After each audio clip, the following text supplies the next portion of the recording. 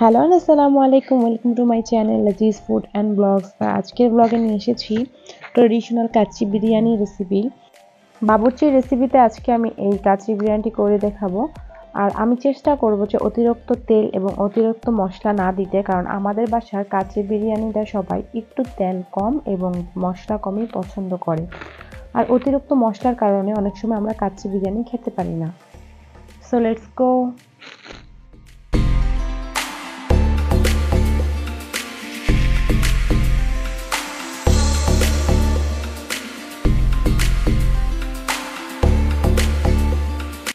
ফার্স্টে এখানে আমি 15 কেজির মতো খাসির গোস্ত নিয়ে নিয়েছি। আর খাসির পিসগুলো যাতে বড় বড় থাকে। আমাদের এই খাসির টুকরোগুলো একটু ছোট হয়ে গেছে, কিন্তু আপনারা চেষ্টা করবেন আরও বড় খাসির টুকরো নিতে। তো এই মাটনগুলোকে আমি ধুয়ে অনেক ভালোভাবে কতক্ষণ ছেঁকে নিয়েছি, পানিটাকে ছড়িয়ে নিয়েছি ভালোভাবে। পানিটা ছড়ানো হলে এখানে আমি লবণ দিয়ে দিব পরিমাণ মতো। যে যেরকম লবণ খায় ওই অনুযায়ী টেস্ট করে আমি লবণটা দিয়ে দিব। এরপর আমি সামান্য একটু অরেঞ্জ ফুড কালার বা জর্দা রং দিয়ে দিব। আর এটা একবারই অপশনাল, আপনারা চাইলে স্কিপ করতে পারেন। এতে খাসির রঙের কালারটা কাচ্চি বিরিয়ানির মধ্যে অনেকটা সুন্দর লাগবে। এরপর আমি 2 ঘন্টার জন্য এটাকে রেস্টে রেখে দিব। আর যদি সময় না থাকে 1 ঘন্টার জন্য রেখে দিবেন। এরপর আমি এখানে 3 কেজি আলু নিয়েছি। আর আলুর মধ্যে লবণ এবং জর্দা রং দিয়ে দিব। দিয়ে ভালো করে মিক্স করে যখন এটা পুরোটা জর্দা রং সবগুলো আলুর মধ্যে মিশে যাবে, তখন আমি এর মধ্যে কয়েকটি মশলা দিয়ে দিব। এখানে আমি সব মশলাগুলোর নাম লিখে দিয়েছি, আপনারা পড়ে নেবেন। ভালোভাবে মিক্স করে নেব। এখানে আমি শাহি জিরা এবং তেজপাতা, বড় এলাচ এবং দারুচিনি এগুলো দিয়েছি।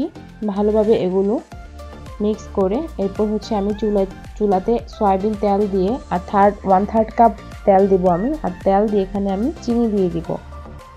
বড় চামচের 3 চামচ চিনি দিব। এখানে আমি 3 টেবিল চামচ। সো যখন চিনিটা এরকম ক্যারামেল হয়ে যাবে, এর মধ্যে আমি তখনই মশলার সাথে যে মিক্স করে রাখা আলুগুলো ঢেলে দিব।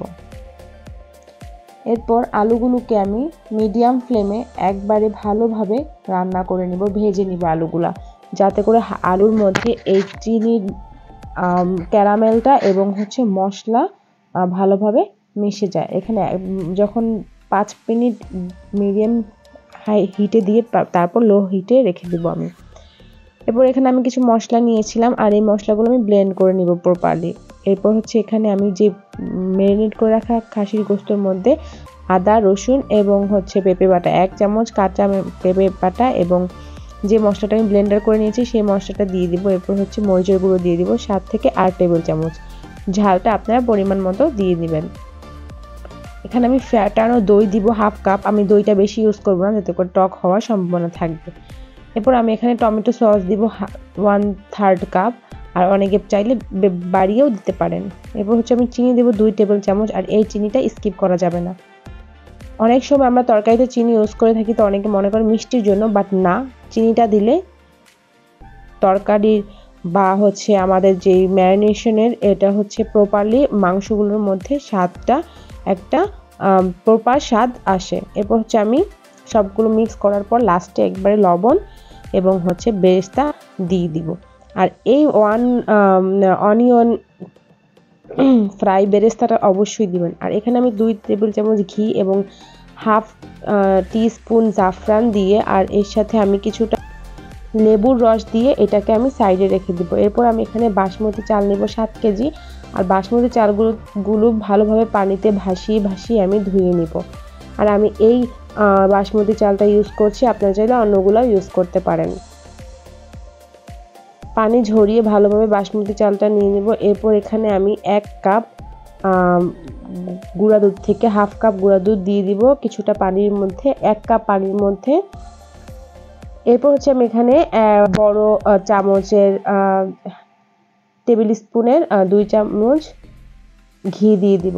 এরপর এখানে আমি চুলার মধ্যে কয়লা গরম করে এখানে সামান্য একটু ঘি দিয়ে ম্যারিনেশন করা খাসির গোস্তর পাতিলের ভিতরে রেখে এরপর ঢাকনা দিয়ে দিব। এখানে আমি পানি নিয়ে নেব পরিমাণ মতো।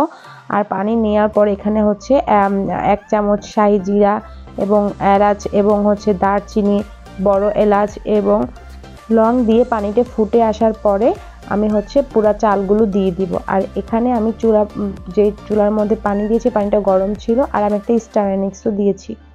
তো আমার চালটা হতে হতে এখানে আমি আরও হাফ কাপ গুঁড়া দুধ এবং হচ্ছে মাওয়া নিয়ে নিয়েছি। আর এরপর হচ্ছে কিশমিশ দিয়ে দিয়েছি 1/4 কাপ এখানে, এবং হচ্ছে বেরেস্তা দিয়ে দিয়েছি 1/3 কাপ, আর হচ্ছে আলু বোখারা দিব আমি।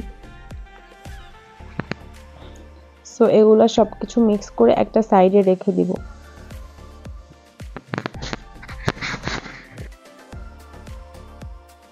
দশ মিনিট পর পাতিলের ঢাকনাটা সরিয়ে কয়লাগুলো সরিয়ে নিব। কয়লাগুলোর পুরো ধোয়া ভাব চলে গিয়েছে। এরপর এখানে আমি যে ভেজে রাখা আলুগুলো সাজিয়ে দিয়ে দিব স্টেপ বাই স্টেপ। তারপর হচ্ছে আমি আলুগুলোকে সুন্দরভাবে এখানে সাজিয়ে দিব। এরপর হচ্ছে যেই আমি ঘিয়ের এবং দুধের মিশ্রণটা রেখেছি সেই মিশ্রণটাকে আমি ঢেলে দিব, ভালোভাবে চারপাশে ঢেলে দেবে। এরপর হচ্ছে আমি যে গুঁড়া দুধ মাওয়ার মিক্সারটা রেখেছি সেই মিশ্রণটা রেখে দিব। এই ভিডিওটা যখন আপনারা দেখবেন সবাই স্টেপ বাই স্টেপ ফলো করবেন, তারপর কাচ্চি বিরিয়ানি রান্না করবেন। ভালোভাবে এই মাওয়া এবং দুধের মিশ্রণটা ছড়িয়ে দেবো। এরপর হচ্ছে আমি আলু বোখারাটার সাথে দিইনি, পরে আমি আলু বোখারাটা ছড়িয়ে দিয়েছি। যখন আলু ভুড়াগুলো দেওয়া শেষ হয়ে যাবে তখন আমরা হচ্ছে একটা খামির করে নিব, নর্মাল যে রুটি খাই সেই রুটির মতন বিরিয়ানির পাতিলের জন্য। তা এই ফাঁকে আমার 70% রাইসটা হয়ে গিয়েছে, ভাতটা হয়ে গেছে কাচ্চি। সেই ভাতটাকে ছেঁকে স্টেনারে রেখে দিব। এরপর হচ্ছে যখন পুরোটা পানি ছেঁকে যাবে তখন আমি এই গোস্তের উপর, খাসির গোস্তের উপর সুন্দরভাবে স্টেপ বাই স্টেপ ভাতগুলো ছড়িয়ে দিব। এরপর হচ্ছে যখন ভাতগুলো আমি সম্পূর্ণ দিয়ে দেবো তখন দুধ এবং ঘিয়ের বাকি মিশ্রণটা আমি অর্ধেক দিয়েছিলাম, বাকি মিশ্রণটা এই ভাতের উপর ছিটিয়ে দিব। এরপর হচ্ছে মাওয়া এবং হচ্ছে গুঁড়া দুধের যেই মিশ্রণটা ওইটাও ছড়িয়ে দেবো। এরপর লাস্টে আমি এই যে জাফরান মিক্সার, যেটা আমি অনেক প্রথমেই লিখেছি হাফ টিস্পুন জাফরান, দেন লেমন, এগুলো অ্যাড করে রেখেছিলাম। মিডিয়াম ফ্লেমে 1 ঘন্টা আমরা কাচ্চি বিরিয়ানিটিকে চুলায় রেখে দিব। আর অনেক সময় টেম্পারেচার বুঝে চুলার, সেক্ষেত্রে 2 ঘন্টাও লাগতে পারে। তারপর যখন হচ্ছে আমার 1 ঘন্টা পর আমি হচ্ছে বিরিয়ানির উপরে যেই ঢাকনাটা ওটা খুলে নিয়েছি। এরপর দেখতে পাচ্ছেন কত সুন্দর ঝুরা ঝুরা হয়েছে। আর সরি সবার সাথে, কয়েকটা ক্লিপ আমি নিতে পারিনি, আমার মোবাইল থেকে ডিলিট হয়ে গিয়েছে। তো আমি যে প্লেটে সার্ভ করেছি সেই ভিডিওটা আমি দিতে পারিনি। সো এখানে দেখতে পাচ্ছেন আমি অনেক সুন্দরভাবে একবারে ঝরা ঝরা বিরিয়ানিটা উঠাচ্ছি। যেহেতু অনেক মানুষের রান্না, তো এরকম ছোট চুলায় হয় না, সো একটু আমার জন্য প্রবলেম হয়ে যাচ্ছিল। প্রায় এখানে আমরা হচ্ছে 30 থেকে 40 জনের মতন কাচ্চি বিরিয়ানি তৈরি করা হয়েছে। আর আজকের ভিডিওটি এখানে শেষ করব। ভালো লেগে থাকলে অবশ্যই চ্যানেলটিকে সাবস্ক্রাইব করে পাশে থাকবেন। আল্লাহ হাফেজ।